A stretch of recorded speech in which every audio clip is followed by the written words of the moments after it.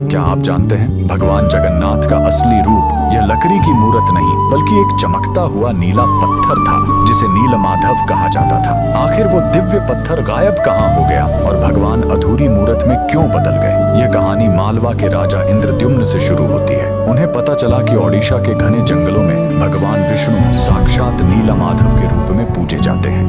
राजा ने अपने मंत्री विद्यापति को खोज पर भेजा। विद्यापति जंगलों में भटकते हुए आदिवासी सरदार विश्ववसु तक पहुंच गए, जो गुफा में गुप्त रूप से नीलमाधव की पूजा करते थे। विद्यापति ने सरदार की बेटी से शादी की और जिद करके गुफा देखने की बात मनवा ली। सरदार ने शर्त रखी कि वे उनकी आंखों पर पट्टी बांध कर ले जाएंगे, लेकिन विद्यापति ने चालाकी की। उन्होंने रास्ते में चुपके से सरसों के बीज गिरा दिए। कुछ दिनों बाद जब बारिश हुई तो सरसों के पौधे उग आए और विद्यापति को गुफा का रास्ता मिल गया। उसने तुरंत राजा को खबर दी। राजा इंद्रद्युम्न अपनी विशाल सेना लेकर घमंड के साथ भगवान को लेने पहुंचे, लेकिन उनके वहां पहुंचते ही नीलमाधव की मूर्ति हमेशा के लिए गायब हो गई। भगवान अपने भक्त विश्ववसु के साथ हुए धोखे और राजा के घमंड से नाराज थे। राजा ने रोकर माफी मांगी और अन्न जल त्याग दिया।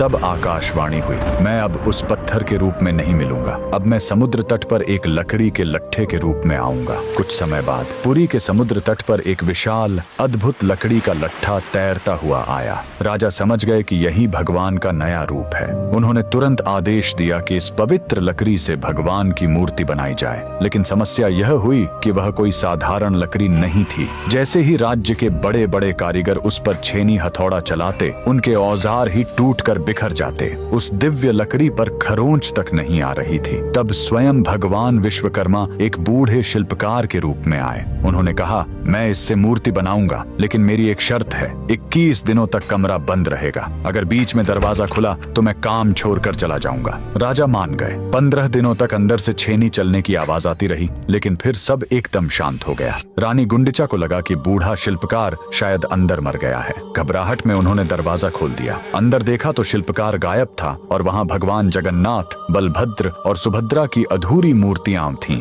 राजा बहुत दुखी हुए, लेकिन तभी भगवान ने संकेत दिया कि वे इसी अधूरे रूप में रहकर भक्तों को दर्शन देना चाहते हैं। यही कारण है कि आज भी हम भगवान के उस अधूरे लेकिन सबसे प्यारे रूप की पूजा करते हैं। कमेंट्स में जय जगन्नाथ जरूर लिखें।